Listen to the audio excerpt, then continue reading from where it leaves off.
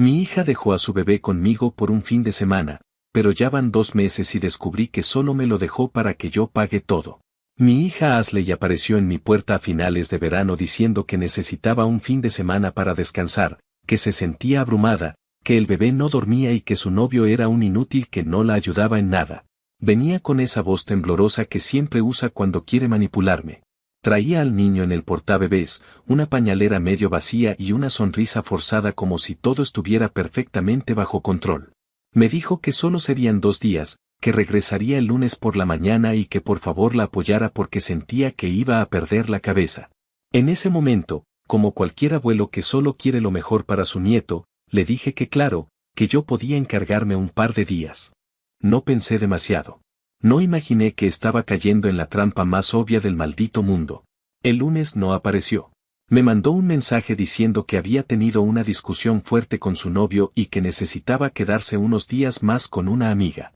Le pregunté si el bebé estaba bien, si necesitaba algo, si debía pasarle dinero, pero me ignoró olímpicamente. 3 días después volvió a escribirme diciendo que estaba tratando de estabilizar su vida y que le hiciera el favor de mantener al niño un poco más porque no quería someterlo a un ambiente estresante. El bebé, por cierto, no tenía fórmula suficiente, así que fui al supermercado, compré lo que hizo falta y organicé mi rutina de trabajo alrededor de él. Y así pasaron 2 semanas sin que Ashley llamara ni una sola vez para preguntar si su hijo estaba comiendo, si dormía bien, si tenía fiebre o si necesitaba pañales. Nada. 0. Silencio absoluto, excepto cuando le convenía mandarme algo vago y evasivo. Un día, mientras barría el porche, llegó a mi buzón un sobre del condado dirigido a mí pero con el nombre del bebé incluido. No estoy acostumbrado a recibir nada oficial que lo mencione, así que lo abrí y casi me voy de espaldas. Era una confirmación de que yo aceptaba ser el cuidador principal del menor. Busqué la firma y no aparecía nada mío. Aún así, la carta afirmaba que yo había autorizado el uso de mi dirección para los beneficios del bebé. Yo no había firmado una mierda. En ese momento entendí que Ashley había usado mi casa como si fuera un buzón de alquiler para tramitar ayudas que ella y su estúpido novio podían gastar como quisieran. Cuando la llamé, me respondió con esa típica actitud suya de que todo es un malentendido y que yo exagero. Me dijo que necesitaba usar mi dirección porque la suya era inestable, que yo no debía enojarme, que era solo por mientras. Me hervía la sangre. Traté de mantener la calma y le pedí que viniera a hablar en persona, pero me contestó con ese tono insolente de niña malcriada diciendo que no podía venir, que estaba ocupada y que yo lo hacía mejor con el bebé de lo que ella jamás podría. Después remató diciéndome que si de verdad me importaba mi nieto, debía cooperar y dejar de actuar como un viejo amargado. Todo empezó a encajar. Vi que llevaba desaparecida semanas, sin trabajo estable, sin interés por el bebé, sin intención de responsabilizarse. Empecé a hablar con vecinos que suelen ver más de lo que dicen y una de ellas, que la sigue en redes, me contó que Ashley había estado publicando historias diciendo que estaba viviendo su mejor vida y que afortunadamente tenía niñera gratis. Niñera gratis. Así lo decía la muy descarada, como si yo fuera un maldito servicio de guardería que se paga con aire. Ahí fue cuando dejé de buscar excusas para su comportamiento. No era estrés, no era depresión posparto, no era falta de ayuda. Era simple y llana irresponsabilidad envuelta en egoísmo. La situación se volvió todavía más clara cuando me pidió dinero. No para el bebé, no para pañales, ni fórmula, ni ropa. Me pidió dinero para un nuevo depósito de vivienda, una cantidad completamente absurda para alguien que ni siquiera puede sostener un empleo por más de una semana. Me escribió un mensaje larguísimo lleno de dramatismos donde decía que yo debía ayudarla porque ninguno de mis sacrificios se compara con los suyos y que si no aportaba, estaba siendo un mal padre y un peor abuelo. Me quedé mirando la pantalla varios segundos, y no recuerdo haber estado tan calmado en mucho tiempo. Le contesté que no iba a enviarle un centavo y que viniera a recoger a su hijo ese mismo día. No tardó ni 20 minutos en llamarme para insultarme como si estuviera poseída. Dijo que yo la estaba abandonando, que la ponía en riesgo, que yo era la razón de todos sus problemas y que no iba a venir todavía porque tenía asuntos importantes que resolver. Ahí lo entendí todo. Ella no estaba ocupada, no estaba reorganizando su vida, no estaba tratando de mejorar nada. Lo que estaba haciendo era desentenderse del bebé mientras vivía una vida de adolescente tardía sin asumir absolutamente nada. Y lo peor es que esperaba que yo lo mantuviera sin chistar.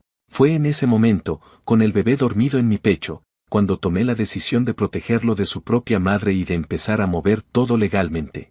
No iba a permitir que ese niño creciera siendo una herramienta para que su madre sacara dinero o escapara de su responsabilidad. Y menos iba a permitir que me usaran a mí como si fuera un cajero automático con pulso. Ese fue el punto exacto en el que pasó de ser una situación incómoda a convertirse en mi línea roja. Y si ella creía que podía tomarme por tonto, no tenía idea de con quién estaba tratando. Actualización 1. Habían pasado alrededor de 2 semanas desde la última vez que Ashley me había dicho que vendría por el bebé, y para entonces ya estaba claro que no tenía la menor intención de hacerlo. Yo seguía con mi rutina de trabajo, turnos partidos y un horario que antes me dejaba tiempo suficiente para descansar, pero que ahora se sentía como una carrera de resistencia porque debía ajustar todo para atender al niño. No me quejaba, al menos no por él. El bebé no tenía la culpa de que su madre estuviera convencida de que la vida era una especie de juego donde podía soltar obligaciones en cualquier momento y esperar que alguien más las recogiera. Empecé a notar que, aunque yo estaba exhausto, el niño estaba más tranquilo conmigo de lo que jamás lo vi con ella. Dormía mejor, comía mejor, no estaba sometido a los constantes berrinches de Ashley ni a la negligencia del novio. Pero por más que yo tratara de mantener un ambiente estable, no podía evitar pensar en el desastre que iba a hacer cuando su madre decidiera aparecer y reclamarlo como si nunca lo hubiera dejado tirado. Un día en la tarde, mientras alimentaba al niño, recibí una llamada del condado. Al principio pensé que tenía que ver con el documento fraudulento que recibí días antes, así que contesté medio tenso. La mujer del otro lado me preguntó si podía verificar información sobre la asistencia del menor, y ahí confirmé lo que temía. Ashley no solo estaba usando mi dirección, sino que estaba declarando que vivía conmigo de manera permanente. Eso explicaba por qué la carta decía que yo había aceptado ser responsable principal del bebé, porque ella lo había afirmado en su solicitud. Le expliqué paso a paso que la madre no vivía conmigo, que nunca firmé nada y que llevaba semanas desaparecida. La trabajadora social tomó notas, me pidió fechas y me dijo que abrirían una revisión urgente del caso. Ese fue el primer momento en el que sentí que, por fin, alguien veía lo que estaba pasando y no me trataba como si exagerara. Después de esa llamada, y siguiendo la recomendación de un abogado al que consulté, empecé a guardar absolutamente todo. Mensajes, capturas de pantalla, llamadas perdidas, cualquier cosa que mostrara el abandono. También tomé nota de las veces que Ashley no se comunicaba ni para saber si el niño seguía vivo, porque me parecía increíble la cantidad de horas, días completos incluso, en los que ella no mostraba la mínima curiosidad por saber cómo estaba su propio hijo. Era como si el niño fuera invisible para ella salvo cuando necesitaba usar su existencia como moneda de cambio para conseguir beneficios económicos. En ese periodo me enteré de algo todavía más absurdo gracias a una vecina que siempre está al pendiente de las redes sociales de medio mundo. Me mostró una historia que Ashley había subido donde decía que ahora podía respirar tranquila porque tenía quien le cuidara el bebé, que estaba descansando de ser madre y que pronto iba a reconstruir su vida. Hablaba como si hubiese dejado al niño con una niñera profesional pagada por ella, y no con su padre, quien estaba cubriendo todos los gastos mientras ella se dedicaba a jugar a ser adulta independiente sin tener la menor idea de cómo se sostiene una vida. A mediados de esa segunda semana, recibí otra sorpresa. Esta vez no fue una carta ni un mensaje, sino un aviso del sistema de beneficios indicando que había transacciones sospechosas hechas con la tarjeta asociada al bebé. Me quedé mirando la notificación sin entender cómo podía haber ocurrido, porque la tarjeta nunca había estado en mis manos. Luego caí en cuenta, Ashley había solicitado la tarjeta, le había dado la dirección aquí para que llegara por correo y simplemente la recogió sin avisarme. Revisé el resumen de transacciones y ahí estaba todo. Compras en tiendas donde no se vende ni fórmula ni pañales, únicamente vapeadores, bebidas energéticas, juegos en línea, tarjetas de regalo y comida rápida. Ninguna compra para el bebé. Ni una sola. El dinero destinado a las necesidades del niño lo estaban gastando ella y el idiota del novio para complacerse en cualquier capricho barato. Esto me encendió algo que no sabía que aún tenía dentro. No era solo enojo. Era una sensación de traición hacia el bebé. Porque yo puedo lidiar con sus insultos, con su irresponsabilidad, con sus manipulaciones. Pero que usara los beneficios que pertenecen a su hijo para comprarse tonterías y que me dejara a mí el costo real de mantener al niño, eso ya cruzaba una línea que no pensaba permitir. Llamé a la trabajadora social que había llevado el caso y le expliqué lo que vi. Me dijo que eso constituía fraude y que debíamos reportarlo. Lo hicimos juntos por teléfono. La mujer me dijo que, aunque el proceso podría tardar, ese tipo de situaciones no se toman a la ligera y que no era improbable que el caso escalara a consecuencias legales. Después de eso, decidí no quedarme pasivo esperando que Ashley se dignara a aparecer. El abogado me dijo que, si realmente llevaba más de un mes sin hacerse cargo, yo tenía bases para solicitar custodia temporal para proteger al niño y evitar que la madre llegara de la nada a llevárselo sin preparación ni estabilidad. Él me explicó que este tipo de abandono se valoraba mucho en la corte y me recomendó recopilar evidencia antes de dar el paso. Para entonces yo ya tenía suficientes pruebas como para llenar un expediente entero. Así que iniciamos el proceso formal. Ashley, mientras tanto, seguía sin venir. Me enviaba mensajes ocasionales donde decía que estaba pasando por un proceso emocional profundo y que necesitaba tiempo para sanar. En otras palabras, vivía su vida sin el menor interés por el bebé. Pero cuando yo dejé de responder a sus mensajes insistentes pidiéndome dinero, su tono cambió. Pasó de la hostilidad a la exigencia, luego a insultos, luego a culparme por su vida desordenada. Decía cosas como que yo era un manipulador, que siempre la había hecho sentir insuficiente y que ahora estaba demostrando que nunca quise ayudarla. Era como ver una función repetida de un guión que ella misma escribía para darse razones de por qué todo lo malo que le pasa es culpa de alguien más. Durante esa etapa empecé a dormir menos, no por estrés sino por la responsabilidad de cuidar al bebé. Sus horarios de sueño eran impredecibles y me tocaba levantarme varias veces cada noche. Aún así, nunca me pesó. Lo que sí me pesaba era saber que su madre, mientras yo caminaba por la casa tratando de no golpearme el dedo del pie con los muebles, estaba en algún lugar durmiendo como si no tuviera ninguna responsabilidad en este mundo. A veces, mientras me quedaba dormido en el sillón con el niño sobre mi pecho, me venía a la mente la imagen de ella saliendo con amigos, o paseando con el novio. O simplemente tirada en una cama sin pensar ni por un minuto en el ser humano que trajo al mundo. Y eso me dolía más de lo que imaginé. Casi al cierre de esa segunda semana, el abogado me pidió reunir documentos específicos y presentarlos ante la corte. Me dijo que el juez probablemente daría una resolución temporal mientras se investigaba lo ocurrido, y que en muchos casos como el mío se entregaba la custodia al familiar que realmente estaba cuidando al menor. Fue un proceso agotador, pero sentí un alivio extraño al hacerlo. Como si al fin estuviera haciendo algo concreto para garantizar que el bebé no fuera tratado como un accesorio olvidado. Cuando por fin recibí la confirmación de que la solicitud de custodia temporal había avanzado, experimenté una mezcla de alivio y tristeza. Alivio porque el niño estaría protegido. Tristeza porque mi propia hija me había llevado a un punto donde necesitaba proteger a su hijo de ella. Ese día supe que ya no había vuelta atrás. Que lo que empezaba como un simple favor de fin de semana se había convertido en una guerra silenciosa donde yo estaba dispuesto a pelear lo que hiciera falta, no por mí, sino por el bebé que alguien más decidió abandonar sin remordimiento. Y aunque todavía faltaba mucho, cada paso que daba me convencía más de que lo único que podía hacer era seguir avanzando, aunque a mi hija le doliera descubrir que esta vez no iba a permitir que me pasara por encima. Actualización 2. Había pasado cerca de un mes desde que inicié el proceso legal para obtener la custodia temporal y, aunque yo intentaba mantener el ritmo del día a día sin pensar demasiado en lo que podía ocurrir, sabía que en cualquier momento Ashley iba a enterarse de que su pequeño mundo estaba empezando a desmoronarse. Ella vivía bajo la idea falsa de que su abandono no tenía consecuencias, que podía desaparecer durante semanas y luego presentarse cuando quisiera, tomar al niño en brazos y fingir que todo estaba perfectamente normal. Era una visión infantil, casi fantasiosa, y aún así, por mucho que yo conociera su carácter, me sorprendía que realmente creyera que la vida funcionaba de ese modo.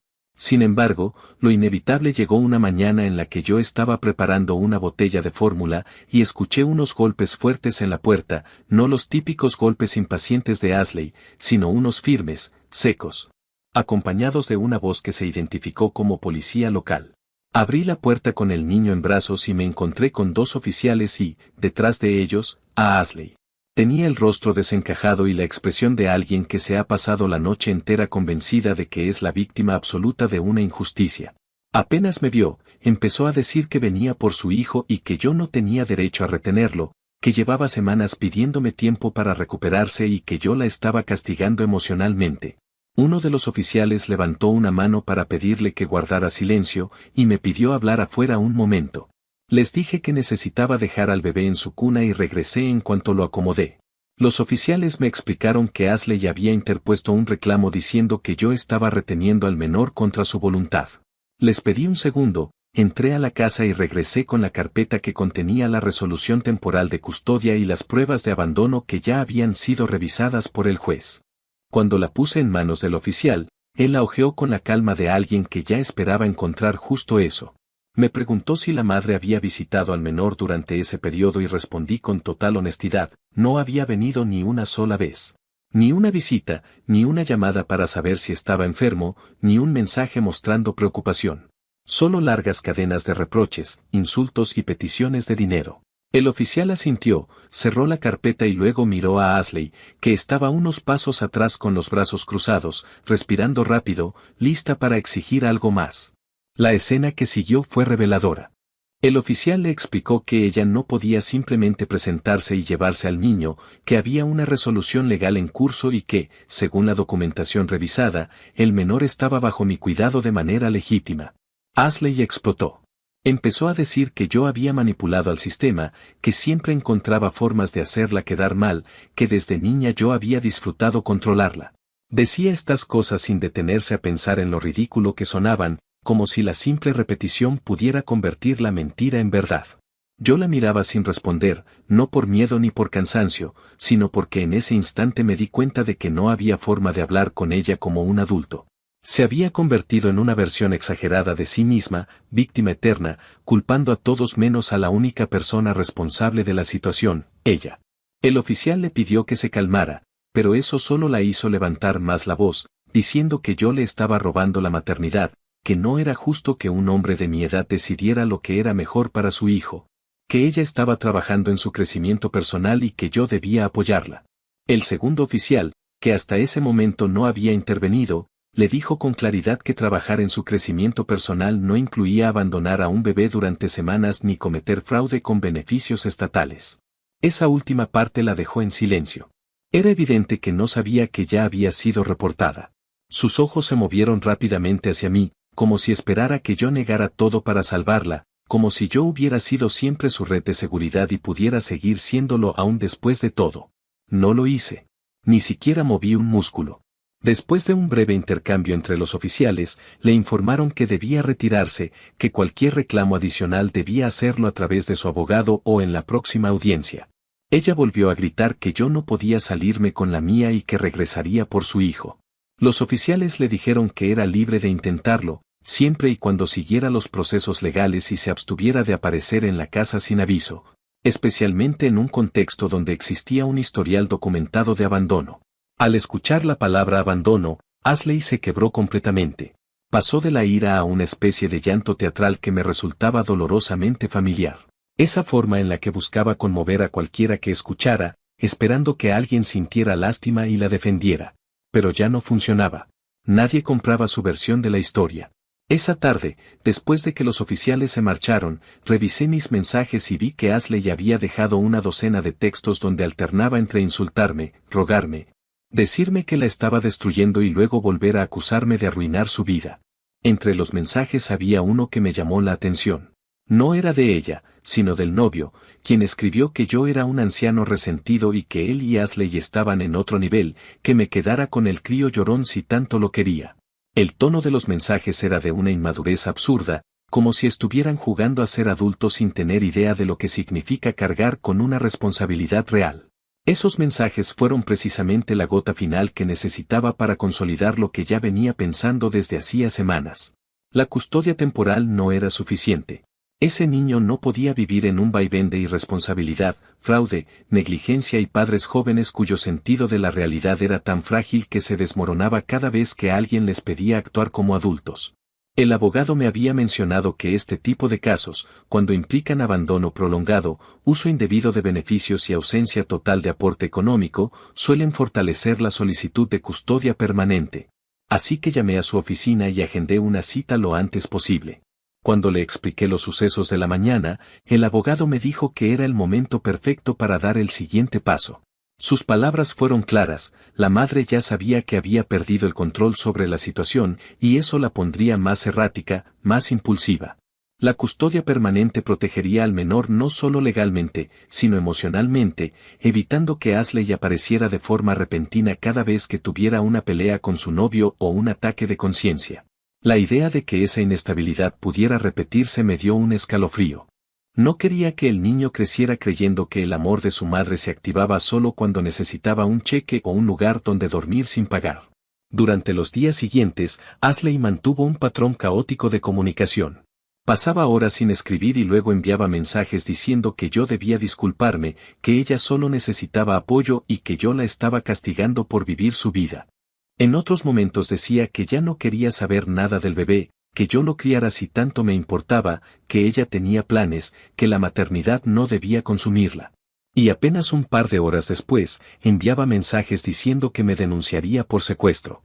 Era como observar un péndulo emocional sin freno, oscilando entre el rechazo total del bebé y la necesidad desesperada de sentirse víctima. Mientras todo eso ocurría, yo me dedicaba a cuidar al niño con la rutina que ya habíamos establecido. Lo llevaba a sus citas médicas, compraba lo que necesitaba y trataba de mantener un ambiente tranquilo, porque él no tenía idea de que afuera había un caos girando en torno a su existencia. Cada sonrisa, cada gesto, cada pequeño avance me confirmaba que había hecho lo correcto al no permitir que su madre lo arrastrara con ella en su espiral de decisiones impulsivas. Finalmente, el abogado terminó de preparar la solicitud de custodia permanente y la presentamos. Cuando firmé aquellos documentos, sentí una mezcla ambigua de alivio y pérdida. Alivio porque estaba protegiendo al niño de un futuro incierto. Pérdida porque había un dolor silencioso en aceptar que mi propia hija me había llevado a tomar esa decisión. Pero ya no podía ignorar lo evidente, Ashley no estaba hecha para ser madre, al menos no ahora. Y era el niño quien pagaba las consecuencias de su incapacidad para enfrentar la vida. Esa semana culminó con un sentimiento extraño, como si hubiera pasado por una tormenta y apenas empezaba a ver el cielo despejarse. Sabía que todavía faltaba enfrentar la audiencia final, que Ashley no iba a rendirse sin armar un espectáculo y que la situación tenía el potencial de ponerse peor antes de mejorar. Pero también sabía algo más profundo y claro, por primera vez desde que ella apareció en mi puerta diciendo que necesitaba un fin de semana, yo sentía que le estaba devolviendo al niño la estabilidad que le habían quitado.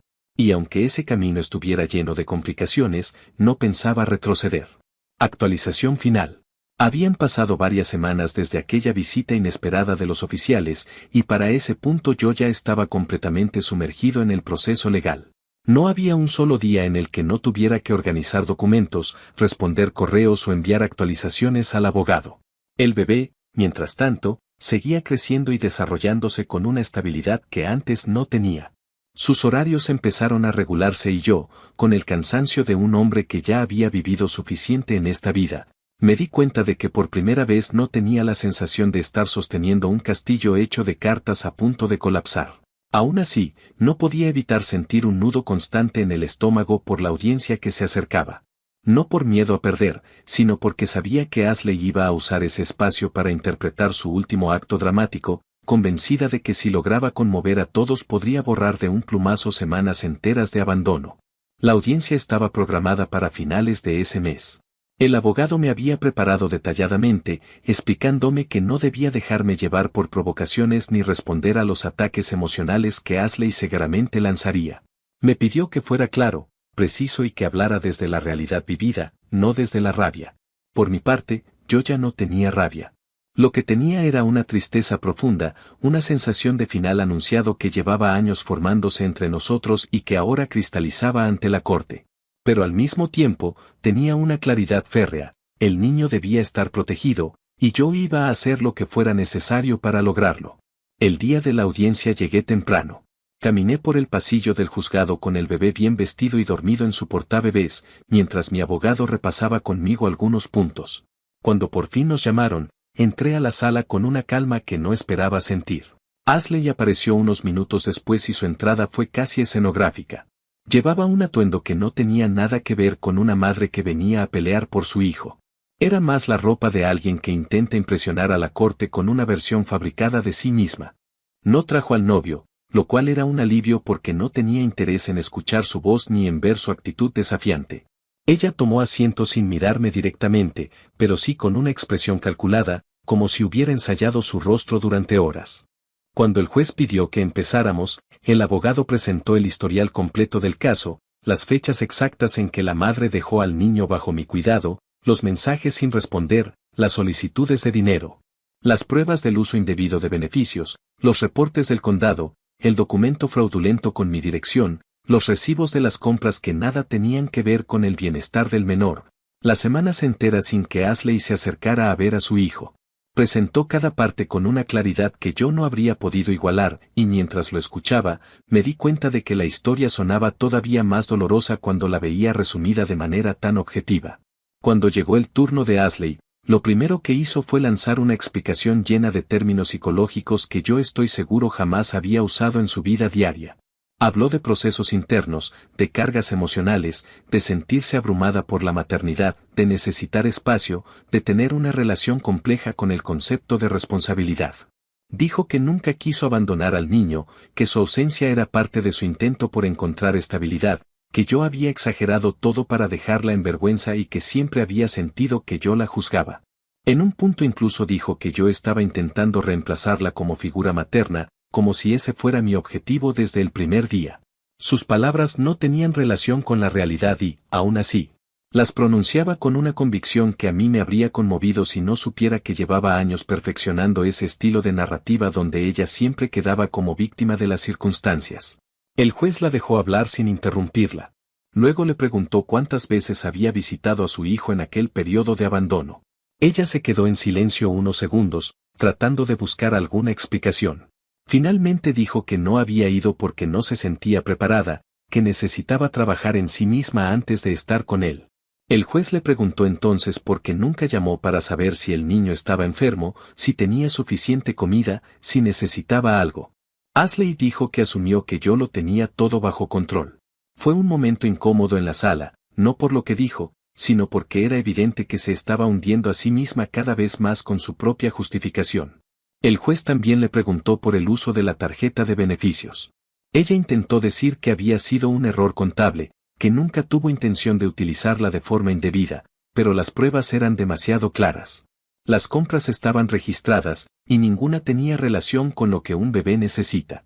Ashley insistió en que la estaban malinterpretando, que había sido un mal momento en su vida, pero para ese punto nadie en la sala parecía dispuesto a seguirle el juego. Cuando llegó mi turno de hablar, me limité a explicar los hechos desde lo que viví. Dije que yo no buscaba quitarle a su hijo, que nunca imaginé estar en ese lugar y que me habría gustado que ella asumiera el papel que le correspondía. Expresé que no tenía nada contra ella como persona, pero sí contra sus acciones, especialmente aquellas que ponían en riesgo al niño. El juez escuchó todo sin cambiar de expresión, pero al final asintió de una manera que me tranquilizó. La decisión fue clara. Otorgó la custodia permanente a mi favor. Dijo que la madre podía solicitar visitas supervisadas en el futuro, siempre y cuando demostrara estabilidad, compromiso y capacidad real de proveer un ambiente seguro para el niño. También dictaminó que Ashley debía contribuir con manutención, aunque fuera una cantidad simbólica al inicio, para establecer responsabilidad financiera. Ashley reaccionó exactamente como yo esperaba. Se levantó de golpe, diciendo que todo era una conspiración, que yo la había manipulado, que el sistema estaba en contra de las madres jóvenes, que yo la estaba castigando por haber querido mejorar su vida. El juez le pidió guardar silencio y recordarle que estaba en un tribunal. Ella no lo tomó bien. Empezó a llorar, a decir que yo había arruinado su vida, que la maternidad la había destrozado y que yo no la había apoyado nunca. Yo no respondí. No había nada que pudiera decir que cambiara su visión del mundo. Dejarla hablar era, en cierto modo, permitir que quedara claro para todos por qué estábamos ahí. Cuando la audiencia terminó, recogí mis cosas, acomodé al bebé y salí de la sala con una sensación extraña. No era triunfo. No era alivio completo. Era una mezcla de responsabilidad, final y comienzo. Sabía que lo que había pasado era lo correcto, pero también sabía que en algún nivel había perdido a mi hija. No porque yo lo quisiera así, sino porque ella había elegido un camino en el que no podía acompañarla sin sacrificar al niño. Desde ese día, mi vida se volvió más ordenada. El bebé y yo encontramos una rutina estable, con horarios más definidos. Empecé a involucrarme en programas de apoyo para cuidadores, a recibir asesoría sobre crianza y a buscar formas de mantenerme emocionalmente equilibrado mientras asumía este rol inesperado. Algunas noches, cuando el niño ya duerme, pienso en Ashley y en lo distinto que pudo haber sido todo. No desde la culpa ni desde el rencor, sino desde la simple constatación de que hay personas que no están preparadas para la vida que reciben. No sé si algún día cambiará. No sé si llegará a pedir perdón, o si intentará reconstruir algo con su hijo. Pero sé que, mientras eso no ocurra, yo voy a estar aquí, haciendo lo que ella decidió no hacer. Lo que empezó como un fin de semana prestado se convirtió en la responsabilidad más seria que he tenido en años. Y aunque todo el camino estuvo lleno de conflicto, lo único que tengo claro es que ese niño nunca volverá a ser dejado de lado, ni por ella ni por nadie. Yo no pedí ser el que lo salvara de su propia madre, pero aquí estoy. Y no pienso fallarle.